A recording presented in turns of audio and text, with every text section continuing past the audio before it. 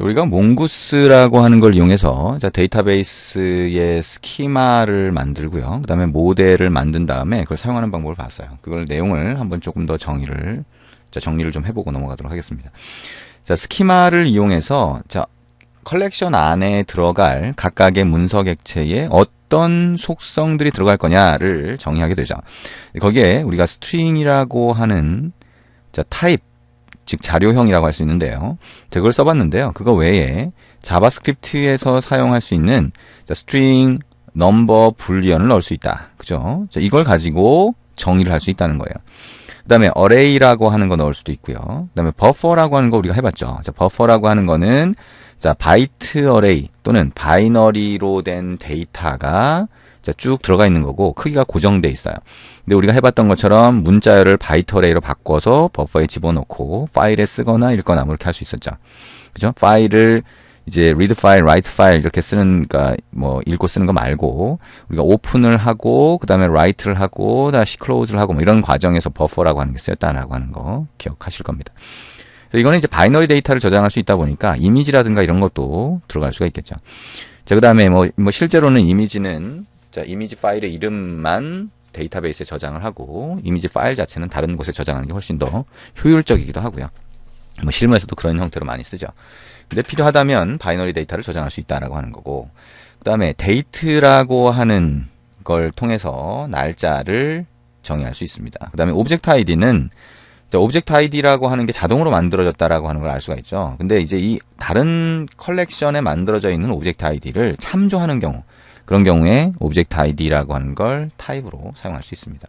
믹스드라고 하는 게 이제 혼합 타입이다라고 해서 그 나중에 기회가 될 때 한번 보시면 되겠죠.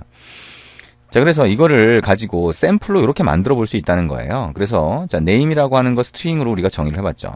근데 age라고 하는 걸 넘버로 정의할 수 있다. 그 다음에 불리언이라고 하는 거 사용할 수 있겠죠.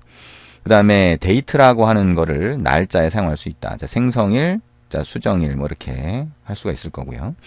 그 다음에 여기 id를 정의할 때 타입만, 스트링이라고 하는 타입만 정의하는 게 아니라면 객체를 값으로 넣어줄 수 있다. 그 객체 안에 타입은 string, 그 다음에 이게 필수 속성이냐, required라고 하는 속성, 그 다음에 unique, 중복되는 값이 있어도 되냐 없냐 안 되냐라고 하는 거를 지정을 하는 거죠. 그죠? 고유한 값이어야 되냐 아니냐. 그 다음에 여기 이런 형태로 들어가다 보니까 type required unique라고 하는 게 가장 대표적인 속성이 된다. 자, 그래서 우리가 users라고 하는 그 컬렉션 안에다가 데이터를 넣는 과정, 몽고DB 쓸 때와 조금 달랐다라고 하는 거 이해되시죠?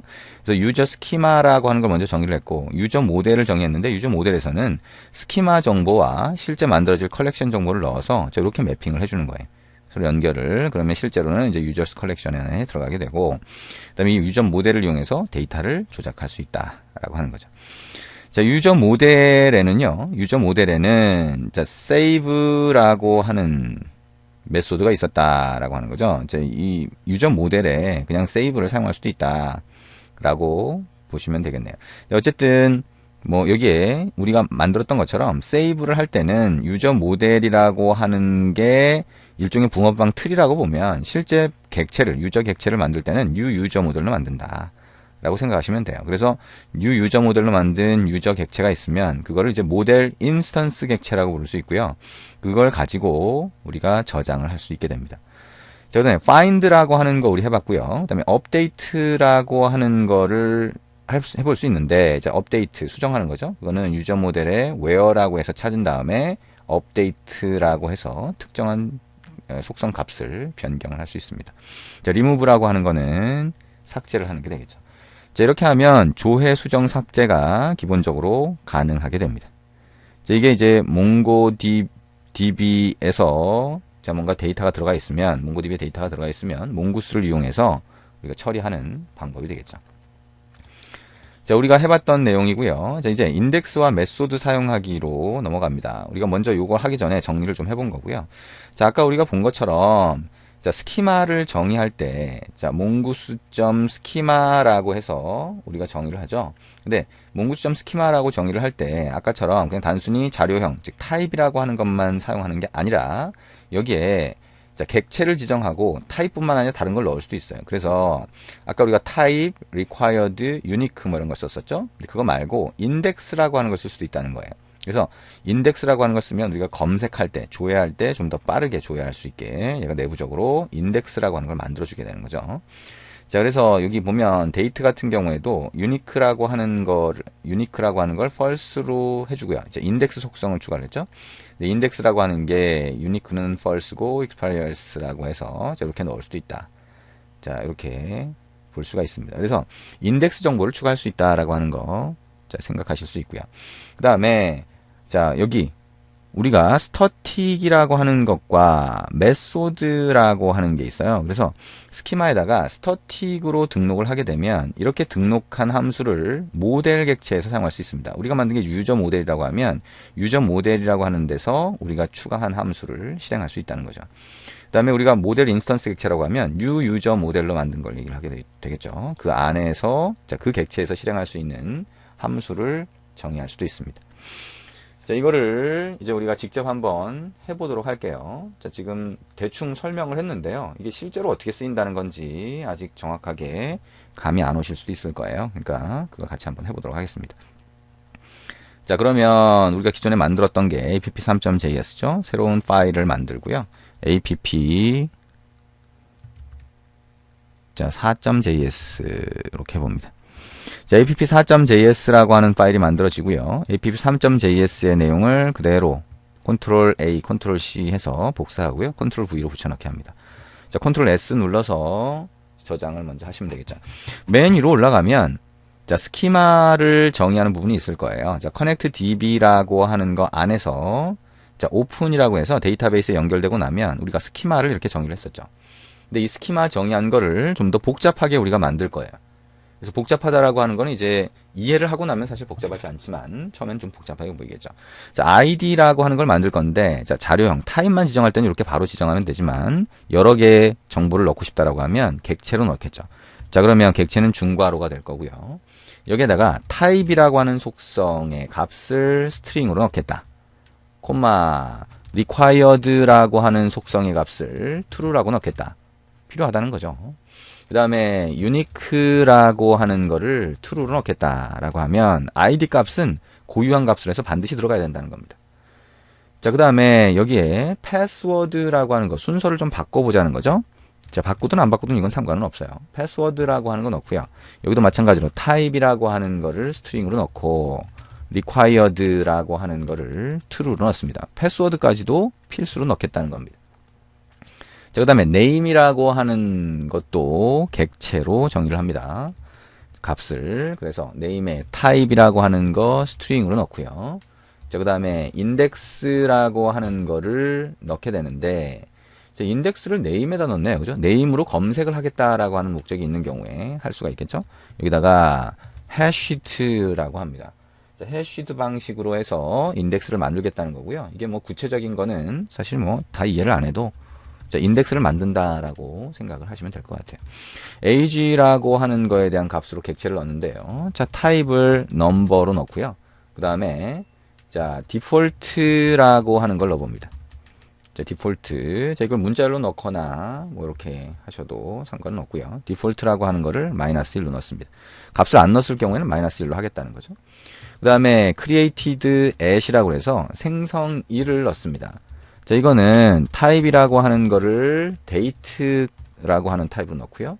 index라고 하는 거를 아까 우리 본 것처럼 자, 객체로 넣는데요. unique라고 하는 건 false로 하고 자, 이렇게 인덱스를 만들겠다 라고 하는 겁니다. 그 다음에 자, default라고 하는 속성의 값으로 자, date.now라고 하면 현재 시간이 돼요. 현재 시간을 자동으로 생성을 해서 넣어주겠다는 겁니다. 그러니까 created at을 값을 안 넣어도 지금 자동으로 만들어주겠다라고 하는 거죠. 그 다음에 updated at이라고 하는 것도 똑같이 넣어줍니다. 타입을 date로 하고요. index라고 하는 거는 unique라고 하는 걸 false로 해주고요. 그 다음에 콤마 자, default라고 하는 속성의 값으로 date.now라고 해서 현재 시간을 넣어주겠다는 거죠. 입력하다 보면 잘못 입력하게 되는 경우가 있을 수 있어요. 그러면 스키마가 정상적으로 생성되지 않으니까요. 잘 보고 자, 그대로 한번 입력을 해주시면 됩니다. 자, 그 다음에 우리 유저 스키마라고 하는 걸 이렇게 정의를 했죠. 그러면 이걸 가지고 이전에 했던 것처럼 그냥 쓸 수가 있어요. 근데 그냥 쓰는 게 아니라 여기다가 자, 메소드를 추가를 해보자는 거죠. 그래서 여기에 유저 스키마라고 하는 스키마 객체를 만들었는데 여기에 스터틱이라고 하는 함수를 실행할 수 있다는 거예요.